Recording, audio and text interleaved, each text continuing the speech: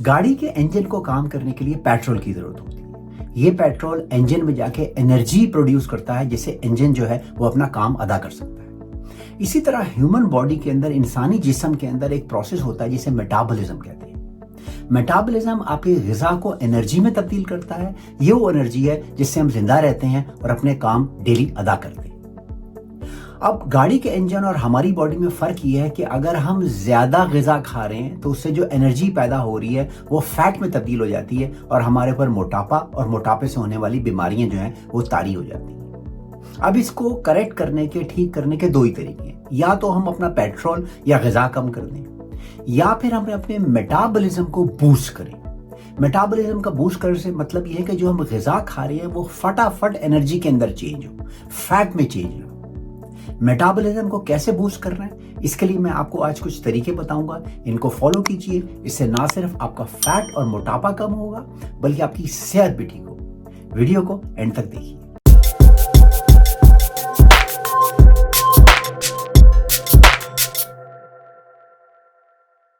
ग़िज़ा के 3 basic constituents होते हैं: कार्बोहाइड्रेट, फैट और प्रोटीन। जब हम ये ग़िज़ा खाते हैं तो हमारे जिस्म में हज़ारों, सैकड़ों केमिकल प्रोसेसेस और हार्मोन्स होते हैं जिससे इस ग़िज़ा को इसके बेसिक कॉन्स्टिट्यूएंट्स में तोड़ा जाता है। मिसाल के तौर पर प्रोटीन अमाइनो एसिड में चेंज हो जाती है, फैट फैटी एसिड में चेंज हो जाती है और कार्बोहाइड्रेट शुगर में ब्रेक डाउन होते हैं। इस प्रोसेस को मेटाबॉलिज्म कहते हैं। जब हम एक्सरसाइज कर भी नहीं रहे होते और बिल्कुल आराम से रेस्ट पे बैठे होते हैं, जैसे मैं भी बैठा हुआ हूँ, इस वक्त भी हमारी बॉडी को एनर्जी की जरूरत होती है जिसे बेसिक मेटाबॉलिक रेट कहते हैं। ये एनर्जी किस चीज़ के लिए इस्तेमाल हो रही होती है? दिल का धड़कना, सांस लेना, बेसिक मूवमेंट, जैसे अपना मैं हाथ हिला रहा हूँ, इन तमाम चीज़ों के लिए, मैं बोल रहा हूँ, इन तमाम चीज़ों के लिए एनर्जी की ज़रूरत है। ये हमारी जिस्म के अंदर एक मशीनरी चल रही होती है बैकग्राउंड में, जो हमारे अंदर एक बेसिक मेटाबॉलिक रेट जिसे कहते हैं। अगर आप इस बेसिक मेटाबॉलिक रेट को किसी तरीके से तेज कर सकें तो एक्सरसाइज के अलावा भी जब आप रेस्ट भी कर रहे होंगे, जैसे मैं अभी बैठा हुआ हूं, या आप सो भी रहे होंगे, तो आपकी बॉडी ऑटोमेटिकली फैट को बर्न कर रही होगी। यही वो तरीका है जिससे आप अपनी मेटाबॉलिज्म को रेस्ट करके बगैर एक्सरसाइज के भी फैट को बर्न कर सकते हैं। तो इसके लिए आइए देखें कि वो कौन से प्रोसेस हैं, इंपॉर्टेंट प्रोसेस, जिससे हम अपने मेटाबॉलिज्म को बूस्ट कर सकते हैं। मेटाबॉलिज्म को बूस्ट करने के लिए पहला और इफेक्टिव तरीका है कॉफी का इस्तेमाल। कॉफी के अंदर एक इंग्रेडिएंट होता है जिसे कैफीन कहते हैं, जो आपके मेटाबॉलिज्म को एक्टिवेट और बूस्ट करती है। इसके ऊपर मेरा एक पूरा वीडियो मौजूद है, क्योंकि कॉफी के और भी बहुत ज़्यादा फायदे होते हैं मेटाबॉलिज्म के अलावा भी। वो वीडियो लिंक मैं आखिर में आपके लिए छोड़ दूंगा, उस वीडियो को ज़रूर फॉलो कीजिए। लेकिन सिर्फ मेटाबॉलिज्म के हवाले से कॉफ़ी परफॉर्मेंस इनहांस प्रोडक्ट के तौर पर भी इस्तेमाल की जाती है।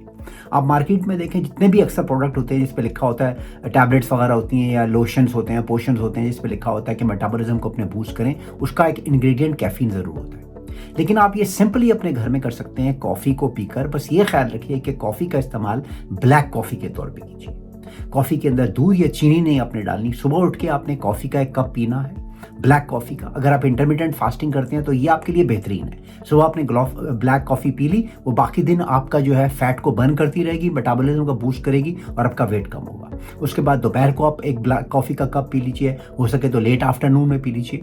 लेकिन रात को सोने से पहले मत पीजिए, क्योंकि इससे अक्सर लोगों को डाययूरेसिस होता है, पेशाब ज़्यादा आता है, तो उसको अवॉइड कीजिए।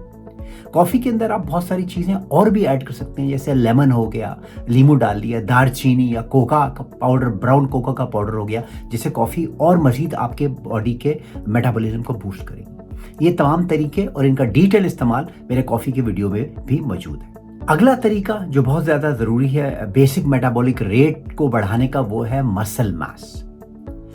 रेजिस्टेंस एक्सरसाइज वो वाहिद चीज़ है, यानी कि वेट ट्रेनिंग वो वाहिद चीज़ है जिससे आपका मसल मास इंक्रीज हो। याद रखिए, मसल रेस्ट पर भी आपकी कैलोरीज को ज़्यादा बर्न करता है बनिस्बत फैट के। अगर आपका मसल मास ज़्यादा है, चाहे वो आपके बाजुओं पे है, चेस्ट पे है, लेग्स पे है, मसल ज़्यादा है, तो आपकी कैलोरीज को ऑटोमेटिकली बैकग्राउंड में बर्न करता रहेगा रेस्ट के पीरियड के दौरान भी। रेजिस्टेंस एक्सरसाइज मर्दों और औरतों दोनों के लिए इक्वली इंपॉर्टेंट है। अक्सर ख़वातीन समझती हैं कि रेजिस्टेंस एक्सरसाइज हम करेंगे, कैसे करें, weight increase, muscle mass increase हो जाएगा। लेकिन ये बिल्कुल एक गलत आइडिया है। जितना आपका मसल मास ज़्यादा होगा आप उतने ही लीन और स्लिम लगेंगे, फैट बर्न होगी, आपकी सेहत इंप्रूव होगी और बढ़ती उम्र के साथ खास तौर पे 40, 50, 60, 70 और 80s में अगर आपका मसल मास है तो इससे बड़ी नेमत कोई है ही नहीं। और क्योंकि मसल मास ज़्यादा होने से ना सिर्फ आप वेट अपना कंट्रोल कर सकेंगे बल्कि और बीमारियां जैसे फॉल्स वगैरह होते हैं, अक्सर 60-70 के बाद गिरने का खतरा बहुत ज़्यादा होता है, बैलेंस ख़राब हो जाता है। इसी तरह जो दिमाग की बीमारियां होती हैं, डिमेंशिया या मेमोरी लॉसेस, ये भी मसल मास से रिलेटेड है। अगर आपका मसल मास ज़्यादा होगा तो आपकी हेल्थ ज़्यादा होगी। अब मसल मास को इंक्रीज करने के लिए ज़रूरी नहीं कि आप जिम में जाएं और बेनतहा वेट जो है आप उठाएं। घर के अंदर भी आप सिंपल एक्सरसाइजेस कर सकते हैं, सिंपल चीज़ें जैसे बारबल खरीद लिया, डंबल खरीद लिया, रेजिस्टेंस बैंड होते हैं आजकल हर जगह मिल रहे हैं। कोई एक्सक्यूज़ नहीं है कि आप घर में एक्सरसाइज ना कर सकें। और अगर आप ये चीज़ें भी अफोर्ड नहीं कर सकते, सिंपल बारबल, डंबल और रेजिस्टेंस बैंड, तो आप वेट अपने बॉडी वेट से रेजिस्टेंस एक्सरसाइज कर सकते हैं, जैसे पुशअप हो गए, पुलअप हो गए, सिटअप हो गए। ये भी एक तरह की रेजिस्टेंस है जो आपकी बॉडी वेट के खिलाफ है। अगर आप पुशअप कर रहे हैं तो इसका मतलब ये कि आप अपनी बॉडी वेट के खिलाफ अपने आप को उठा रहे हैं। इसी तरह स्क्वाट्स हो गए, जिससे आपकी लेग्स का मसल मास बढ़ेगा।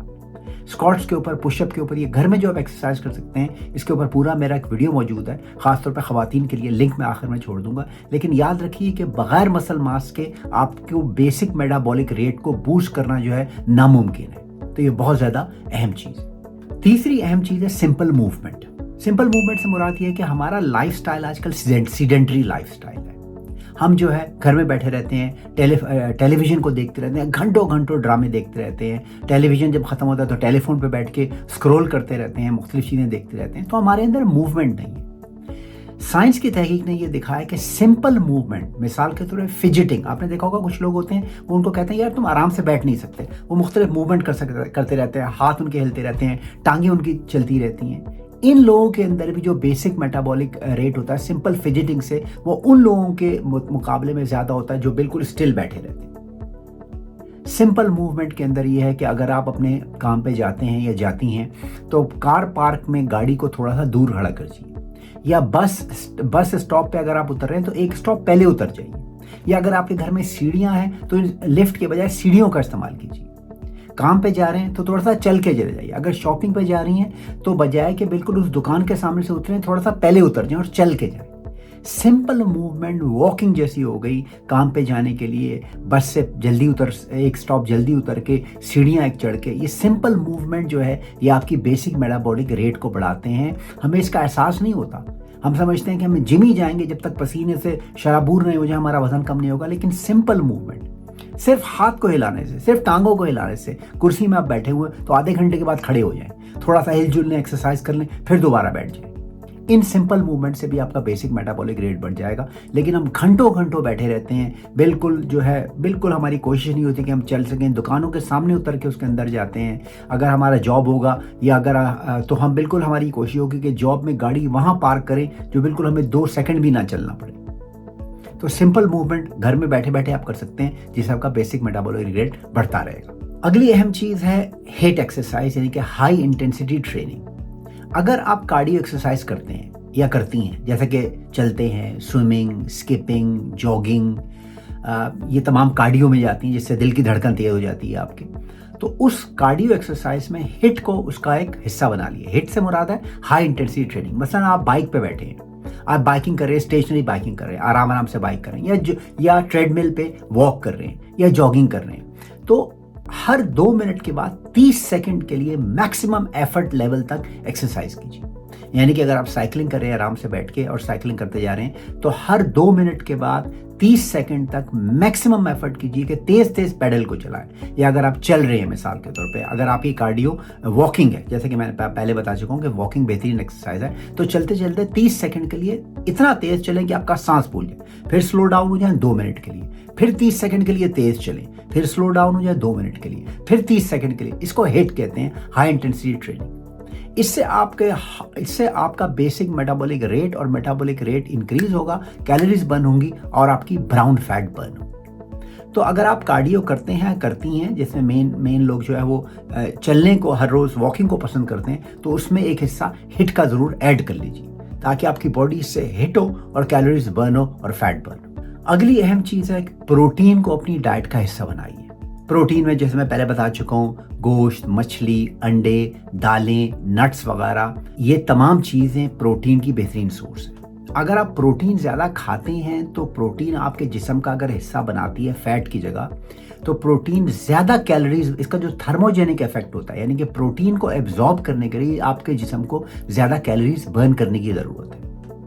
अगर आप प्रोटीन का लेट्स से कि 1 पाउंड आपने प्रोटीन खाया या 1 पाउंड आपने फैट खाया, तो जब आपके जिस्म आपकी प्रोटीन को बर्न करेगी, डाइजेस्ट करेगी, तो उस ज़्यादा कैलोरीज इस्तेमाल करेगी। सिर्फ प्रोटीन को खाने के अमल से आपका वजन जो है वो कम होगा। प्रोटीन के और जो फ़ायदे हैं वो तो हम डिस्कस करते रहते हैं, लेकिन सिर्फ प्रोटीन अगर आपकी डाइट का हिस्सा होगी तो आप उसको जब खाएंगे तो उससे आपकी बॉडी फैट ज़्यादा बर्न होगी। अगर आप आधा किलो मिठाई खाएं या आधा किलो गोश्त खाएं, सिर्फ खाने के अमल से जो है आपकी बॉडी अपनी फैट को रिड्यूस करेगी, क्योंकि प्रोटीन को डाइजेस्ट करना ज़्यादा हार्ड होता है और बॉडी को मेहनत करनी पड़ती है प्रोटीन को डाइजेस्ट करने के लिए। अगली बहुत अहम चीज़ है स्लीप।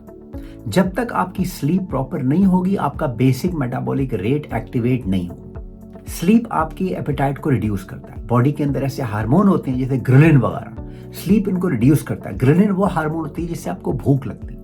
इसके अलावा स्लीप आपकी बॉडी को रिप्लेनिश करता है। आपकी बॉडी में जितनी तोड़ फोड़ हुई होती है सारा दिन, वो रिपेयर होती है जब आप सो रहे होते हैं। हार्मोन्स, एंजाइम, हर चीज़ अपने आप को रिस्टोर कर रही होती है। सारे दिन आप काम कर रहे होते हैं, आपकी बॉडी में अपहीवल होता है, बॉडी सारी तहस नहस उसके सिस्टम हो गए होते हैं। जब आप सो जाते हैं तो बॉडी आपकी अपने आप को रिपेयर करती है, अपने मेटाबॉलिज्म को रिपेयर करती है। तो ज़रूरी है कि अपने आप को रेस्ट करें, अपनी बॉडी को रिपेयर का टाइम दें।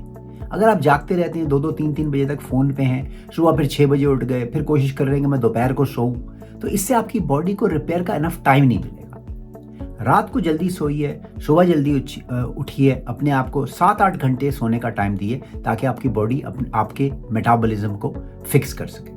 अगली अहम टिप है मेरी हाइड्रेशन। कोशिश कीजिए कि अपनी बॉडी को हाइड्रेट रखें। दिन में 2 से 3 लीटर पानी पिए। पानी आपके जिस्म की एक इंतहाई अहम कॉन्स्टिट्यूएंट है। जब तक आपके सेल्स को पानी नहीं मिलेगा, आपकी बॉडी अपने मेटाबॉलिज्म को फिक्स नहीं कर सकती।